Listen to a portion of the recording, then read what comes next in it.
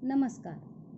हिंदी पाठ्यपुस्तक स्पर्श 2 के पाठ 2 मीराबाई के लिखे गए 2 पदों को भावार्थ सहित समझेंगे। इस पाठ में पदों की व्याख्या मैं मंगला वाघमारे कर रही हूँ। आइए पहले जानिए मीराबाई का जीवन परिचय। मीराबाई का जन्म जोधपुर के चौकड़ी कुड़की गांव में 1503 में हुआ माना जाता है। 13 वर्ष की उम्र में मेवाड़ के महाराणा सांगा के कुंवर भोजराज से उनका विवाह हुआ। उनका जीवन दुखों की छाया में ही बीता।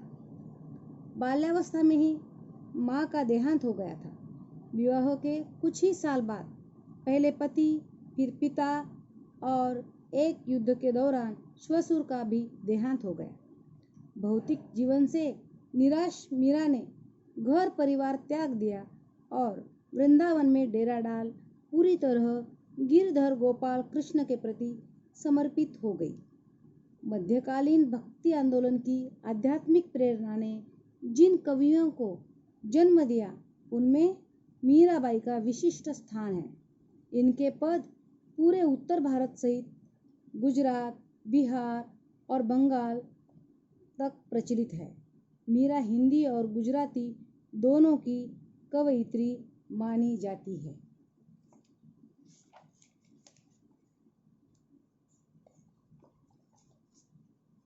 आइए अब हम उनके पद जानेंगे।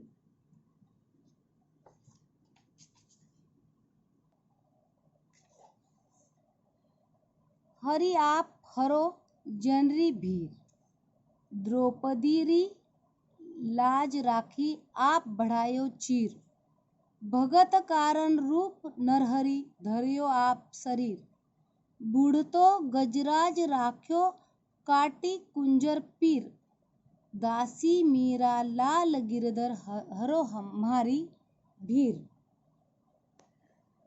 शब्दार्थ देखिए। हरो यानी दूर करो, भीर पीड़ा, बढ़ायो यानी बढ़ाना। हरि आप हरो जनरी भीर, द्रौपदी री लाज राखी आप बढ़ायो चीर, भगत कारण रूप नरहरि धर्यो आप शरीर, बूढ़तो गजराज राख्यो काटी कुंजर पीर, दासी मीरा लाल गिरधर हरो हमारी भीर। इस पद में कवयित्री ने अपने आराध्य श्री कृष्ण से सबकी रक्षा करने की प्रार्थना की है। वह कहती है, हे प्रभु, आप लोगों के मन की पीड़ा दूर करो, लोगों के मन की पीड़ा को दूर करो। हे मेरे हरि, आपने द्रौपदी की लाज राखी, मतलब द्रौपदी के सम्मान को बचाया। जब भरी सभा में दुशासन ने द्रौपदी का चीरहरण करना चाहा, आपने वस्त्र बढ़ाकर उसकी रक्षा की। आगे की पंक्तियां देखिए।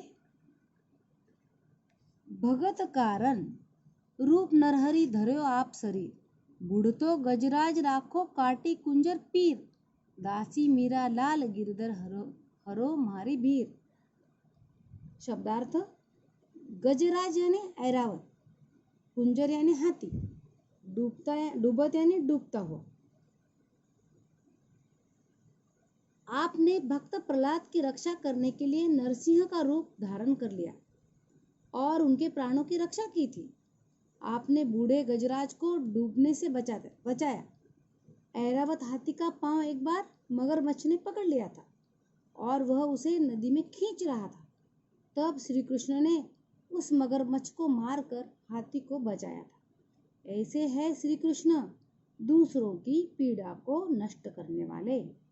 इसलिए मीराबाई कहती है, हे कृष्ण, तुम मेरे भी कष्ट को दूर करो। मीरा अपने जीवन की सबसे बड़ी कामना भगवान की भक्ति में लीन होना बताती है। इनका भावार्थ देखिए। मीरा अपने साथ सामान्य जन की पीड़ा हरने के लिए श्री कृष्ण से प्रार्थना करती है। इससे कवयित्री की परोपकारी भावना प्रकट होती है। इस प्रकार मीराबाई अपने आराध्य की क्षमताओं का गुणगान करते हुए उसका स्मरण करती है। स्मरण करना यानी याद करना। दूसरा पद देखिए। श्याम म्हाने चाकर राखो जी, गिरधारी लाला म्हाने चाकर राखो जी। चाकर रहस्यों बाग लगास्यों, नित उठ दर्शन पास्यों। बिंद्रावनरी कुंज गली में गोविंद लीला गास्यों। शब्दार्थ देखिए, म्हारे यानी हमें, चाकर यानी नौकर, गिरधारी लाला यानी श्री कृष्ण, रहस्यों यानी रहूंगी, लगास्यों यानी लगाऊंगी, नित्य यानी रोज। तो इसका भावार्थ जानिए। हे कृष्ण, तुम मुझे अपनी दासी बना लो, मैं दासी बनकर तुम्हारे लिए बगीचे लगाऊंगी। आप उन बगीचे में घूमेंगे तो मैं क्या करूंगी? मैं प्रतिदिन तुम्हारे दर्शन कर सकूंगी, सुबह उठते ही तुम्हारे दर्शन पा सकूंगी और वृंदावन की कुंज गलियों में, कुंज गली मतलब लताओं से परिपूर्ण गली, संकरी गली, उन गलियों में आपके लीलाओं का, आपके विविध रूपों का गुणगान करूंगी। आगे की पंक्तियां देखिए। चाकरी में दर्शन पास्यु, सुमरन पास्यु खर्ची, भाव भगती जागिरी पास्यु, तीनों बाता सरसी। देखिए यहाँ पर क्या कहा गया है, पहले शब्दार्थ जानिए। सुमरन यानी स्मरण करना, याद करना, तीनों यानी तीन, बाता यानी बातें, सरसी यानी पूरी हुई, जागिरी मतलब जागीर, साम्राज्य। यहाँ पर कवियत्री क्या कहना चाहती है, देखिए। कृष्ण की चाकरी करते समय कृष्ण के दर्शन का अवसर मिलेगा और उनके नामस्मरण का भी फायदा होगा, यानी नामस्मरण रूपी खर्ची भी मिलेगी। मैं अपने श्री कृष्ण के नाम के स्मरण का अवसर पाऊंगी, याद करने का अवसर पाऊंगी, सेविका बनकर उनके दर्शन कर सकूंगी और यही मेरा पारिश्रमिक यानी जेब खर्ची है और मुझे भावपूर्ण भक्ति की जागरी भी मिलेगी, भावपूर्ण भक्ति का साम्राज्य मिलेगा। यहाँ पर देखिए, भक्ति के तीन रूप है, दर्शन, स्मरण और समर्पण। दास्य भाव से यह भक्ति कर रही है तो यह समर्पण है, यानी समर्पण का सुख पा सकेगी।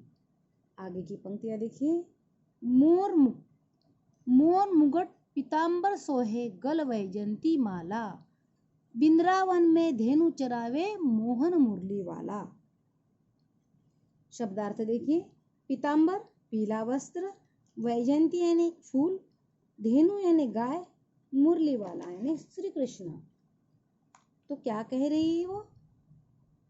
मोर मुकुट पीताम्बर सोहे गल वैजंती माला, बिंद्रावन में धेनु चरावे मोहन मुरली वाला। पीले वस्त्र धारण करने वाला यह श्री कृष्ण, इन्होंने अपने मुकुट में मोर का पंख लगाया है और इनके गले में वैजयंती फूलों की माला है। यह गाय चराया करते हैं और इनके हाथों में बंसी होती है, इसलिए इन्हें मुरली वाला भी कहते हैं। श्री कृष्ण जब बांसुरी बजाते हैं तब सबका मन मोह लेते हैं, इसलिए इन्हें मोहन मुरली वाला भी कहा जाता है। यहाँ पर श्री कृष्ण के रूप सौंदर्य का वर्णन किया गया है। अभी दूसरी पंक्तियां देखिए। ऊंचा ऊंचा महल बनाओ, बीच बीच राखो बारी, सांवरिया रा दर्शन पास्यों, पहर कुसुम्बी साड़ी। शब्दार्थ। बनाओ यानी बनाऊं, बारी यानी फुलवारी, सांवरिया यानी सावला श्री कृष्ण, पहर यानी पहनकर, कुसुम्बी मतलब लाल रंग की। भावार्थ देखिए। मीरा ऊंचे ऊंचे महल बनवाकर उनमें खिड़कियां या झरोखे बनाना चाहती है ताकि उन्हें कृष्ण के दर्शन प्राप्त हो सके। उन झरोखों से श्री कृष्ण की मूरत उन्हें नजर आ सके। वे लाल रंग की साड़ी पहनकर सांवले प्रभु के दर्शन पाने की इच्छा व्यक्त करती है। अब आइए इस पद की अंतिम पंक्तियां पढ़ेंगे। आधी रात प्रभु दर्शन दीजो, जमुना जी रे तीरा, मीरा रा प्रभु गिरधर नागर हिवड़ो घनो अधीरा। शब्दार्थ देखिए।